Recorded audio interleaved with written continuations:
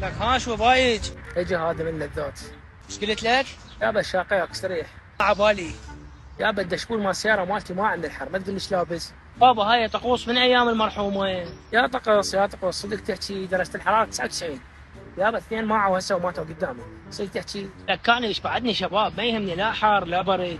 حجي يا شاب، ما تقول لي عمرك شده ونص، اذا فوت من يمك سريع تموت.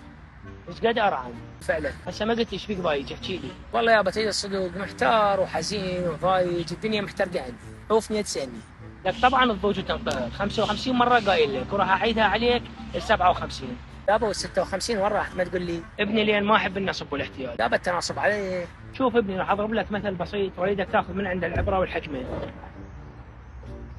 اذا انت هذا وحدك بالحياه، شوف الحياه شو تسوي لك، تكسرك حاليا بوحدك. اي. انما انت واهلك واصدقائك وتصيرون ايد وحده.